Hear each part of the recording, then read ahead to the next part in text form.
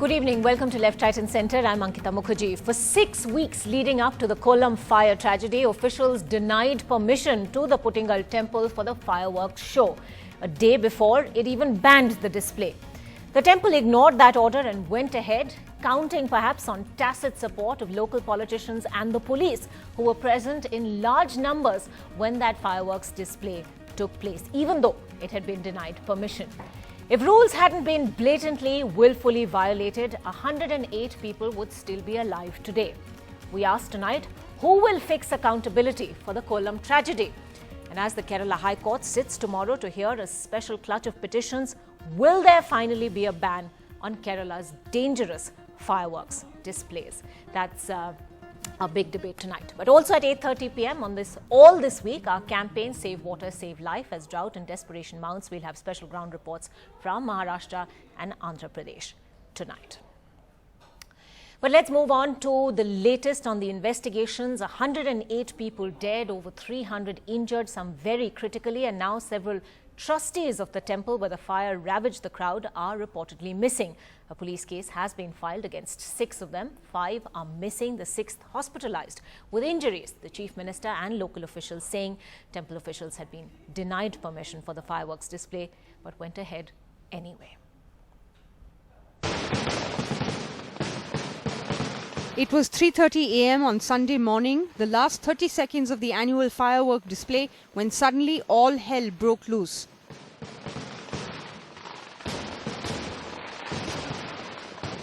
As the state tries to deal with the horrific tragedy, today another shocking discovery. 3 cars filled with explosives found not far from the temple.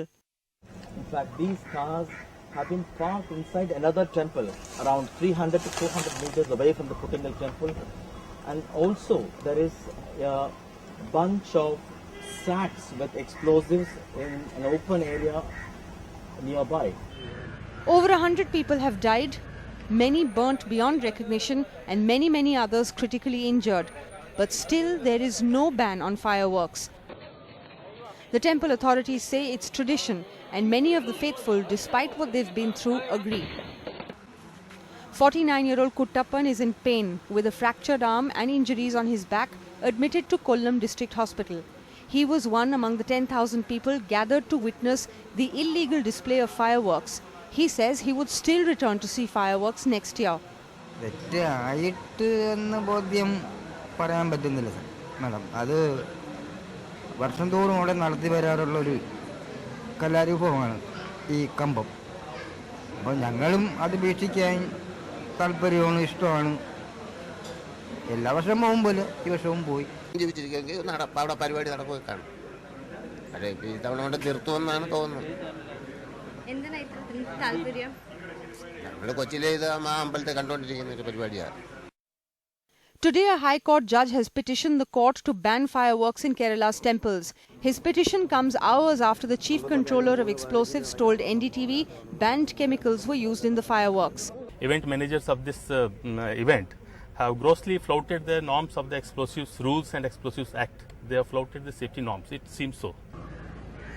At least 10 trustees of the temple are reportedly missing. A police case has been filed against 30 people, including members of the board that administers the temple. Kerala is in the middle of its election. It votes on the 16th of May. The district administration told NDTV that reports that they were pressured by politicians to sanction fireworks is incorrect and that they had banned any firework display. Initially, we seek the report from the Tehsildar and the police authorities. So the reports that we received initially from them was against giving permission because it was competitive fireworks display, and also that the space was not enough. It's election seasons in Kerala. And just few days back, there was no political party which ever would come out and speak against the display of fireworks, an integral part of temple traditions across Kerala. But as elections near, there are voters, the common man, who is coming out and asking, why can't anybody speak up against these fireworks? Victims who are now saying they don't want to do anything with fireworks, specifically as part of temple traditions in unsafe environments. With Sonal Mehrotra and Sam Daniel and camera person Trian, Sneha Koshi for NDTV. Well, the focus, of course, now on the hospitals where these burn patients are being treated and really doctors and nurses working around the clock now. Sneha joining us from the Kollam District Hospital in Kerala. Sonal Mehrotra is in the Trivandrum Medical College. But Sneha, to you first, a certain element of politics after the tragedy, huge footfalls by politicians there. Absolutely. We are here at the Kollam hospital where patients have been brought in just within the first 2 hours. On Saturday morning, there were almost 200 patients who were brought in. And around me, if you can see, are all political parties. From the RSS, from the left students wing of DYFI and the Congress leaders, CPM youth leaders and the Congress. All of them gathered together outside the hospital, a rare bonhomie. But let me ask these leaders, what is their stand? Will they say no to fireworks? Sir, at this point, are you going to say fireworks need to stop in temple proceedings? The fireworks as a function for the festivals of Kerala, not only of Kerala, but all over the world, it is happening. But in Kerala, in even Paravur itself, these fireworks, cracker works are done many years before, many hundred years before it started there. It's not after the coming of Indian Constitution or Indian Penal Code. It was happened very long So before. it should continue? It should be, they are continuing. But now the density of population, the houses are nearby, the residents are nearby these premises. It happens casualties. So there should be a certain limitation for every firework. Should be. We should be. Okay. That's the former MLA of Congress and the former DCC president. Sir, if I can ask you, you are representing the CPM. What is your stand on fireworks? We are against the firework, and we want the firework. It has to be controlled. Here, what happened is it is strictly the regulation. The regulation was fully violated. Okay, regulations were violated. No, and it was not controlled. That's what the CPM is saying. You are saying it should be banned across Kerala. It should be banned. Sir, you represent the BJP. Tell us what is your stand on fireworks? Of course, the fireworks has to be continued. That's what we say. But first, when the accident comes, we can put a question across that. How this accident happens and who is responsible for this accident? There are concrete rules with regard to the fireworks, how it has to be done. But due to the violation of that rules only, such accidents has coming. So if we stick to the rules, if the people, the authorities stick to the rules, if the MLAs, if the MPs stick to the rules, this will not happen. Okay. So as a customary thing, the fireworks has to go on. Go on. Go on. Well, there are people who are saying has to continue. CPM representatives are saying they should be stopped. Others saying it should come in a controlled manner. But let me ask all of you, is this going to come as an election agenda this election season in Kollam? Somebody is trying to make it an election agenda. But you are not? No, we don't work because this is the part of our culture. Okay. Even not only Hindus, even Christians also doing these fireworks in their churches. So what about you, sir? It's going to be an election agenda. No, it is an election. It will be handled as an election. What about you, sir? Absolutely not. Okay, there you have heard politicians reaching out to the common man who have been admitted in the hospital. Well, rare bonhomie between parties, as you said. If there's one thing that they're absolutely sure about, it's that a ban on fireworks is certainly not going to be an election plank in the days ahead, with elections in Kerala just a month away. But Sonal, let me come to you. You're at the Trivandrum Medical College. Take us through what's happening there. How serious is the situation? How many patients there admitted? That was brilliant. Well, Ankita, while the politicians are out at play and while they continue to take political hotshots against each other, here is the place where the stories are really breaking out. We've spent about 24 hours here, and I can tell you in the hospital behind me, several floors are all filled with patients who all have their heart-wrenching stories to talk about what exactly happened, the second-by-second account of what exactly happened in that temple tragedy. One of the stories that really hit us was that of 18-year-old Anantu, who goes goes on to say that while it was almost a family tradition for him to go and watch the fireworks, he couldn't save his father, who was then on crutches. He says that if he could go back, he would cancel all fireworks and and really ask them to give out that money to poor people, really, who could eat with that money as well. But while all this is going on, what are the preparations really on the ground? A team of 26 people have come in here who are trying to put together all the mechanism in place. The ICU is too short to handle this workload, and that's why a new space has been opened up to try and get convert that into an ICU. But before I go into the details, I'm joined by Raju here, who's one of the relatives of the victims. When we were inside, there are 3 floors, almost 100 people who are all talking about how their life has changed, like instantly overnight. If you could say something to the politicians today, what would that be? Happy. Yeah. Happy. Yeah? No, you're saying the compensation, etc., that's fine right now? 20 rupees fire 20 lakh rupees. Cash another compensation. Okay, what he's trying to say here, and I'll translate that for the benefit of our viewers, he's saying 20 lakh rupees was spent for the display of firecrackers. Why couldn't that money just go in feeding poor people? Perhaps that would have saved many lives rather than taking so many of them. All right, Sona, thanks very much indeed for getting us that live ground report as well. But let me take this straight through to my panelists tonight. Should Kerala now ban dangerous fireworks displays? That's our big question tonight, ahead of the Kerala High Court taking up petitions that are going to demand precisely that. Tom Vadakan joining us from the Congress tonight.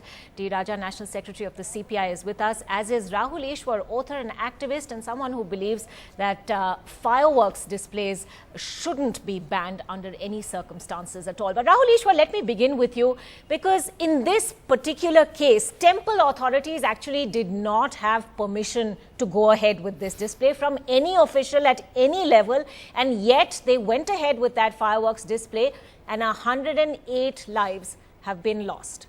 Would you still say that this kind of willful, blatant violation of rules of once they were denied permission should have taken place? What happened was unfortunate. It was an accident, and our heart goes out to all people. But we should strike a balance between having celebration and spending it to charity. We all agree with the charity point. Nobody is disagreeing. Even the last 2 years, Kerala has spent around $1 billion, more than many billions, on elephants and fireworks. But let me be honest, I'm a part of many temple committees. Even if we go and say that we should not have any fireworks, the people won't allow. So we should balance charity, balance festivity. And Hindu temples, as you know, they are having multiple power centers. There is no vertical control and command structure. There is government, there is Devasam board, there is Tantri, there is the local committee, local temple committee. So these people, there is a horizontal structure, and the bucks keep on getting passed, and nobody takes the ultimate responsibility. So are you then saying, are you saying that a tragedy of such proportions, 108 people dead, over 300 others injured, you're saying there is not going to be any way in which anyone can fix accountability if there are so many people who are in charge? Everybody would want to fix accountability, but not criminal accountability. We want to fix accountability, even though this is not an occasion for blame game. We should fix accountability, but let that not be a criminal accountability. It was an accident, and there should be regulation. See, this is a realistic thing. What happened in this temple, Trishur Puram, is going to be 20 times bigger. What is going to happen on April 17th is 20 times bigger than the Kollam temple happening. And people are going to resist tooth and nail if you are going to say we are going to ban everything in one go. So it should be a phase one. We should have strict regulation, safety checks, and let us be practical about it. I think I'm a proud Hindu, but several important points you're raising, Rahul Ishwar. I want to take this across to the politicians on this panel. Tom Vadakan, first of all, clearly no lessons learnt from Kollam, because permission has now been given for the Trishur Purna event also, as Rahul Ishwar points out. That's going to be on a far larger scale. And, heaven forbid, if something like this were to happen over there, the casualties would probably be incalculable. But having said that, he is saying that accountability, criminal accountability, does not need to be fixed in a situation like this. I would beg to disagree. What do you say? Well, one has to be carefully wording this, because I'm from Trishur, and I know, I've been to that site, and the care that they take. And the district collector has already been on record. He has had a press conference today, in which he stated that beyond 15 kilos of firecrackers, permission will be given by the collector, and beyond that, I think the limit fixed is about 2,000 kilos for each temple. This is a competitive thing that's been, no, let me complete this and give you the background. Now, Thrissur is another thing. Supreme Court had intervened in this matter and a caveat was fixed on monitoring by the district administration. Now, criminal liability comes into the picture because there was clear-cut defiance. Yes, exactly. That's where the picture starts. When you defy law, then there is a criminal liability in the whole issue. Now, the larger picture is these temple members, there are about 15 of them, they are all missing in action. Yes. The president's Would house you say is that locked. that in itself is an admission of guilt? The president's house is locked, the secretary and all are missing. Now, it would be ideal if they would come and assist in the investigation by remaining out of reach of the police and the administration. You are not serving any purpose. So, the objective is, there are, this is not just confined to the Hindu temples, churches hold it, there are other organizations that hold these kind of display, but yes, there must be barricades 250 yards away, there must be police, fire brigade. None of which were followed. Which was so not do there. we not only do we have a blatant violation of the fact that this was permission was denied to this incident, again no safety measures were followed.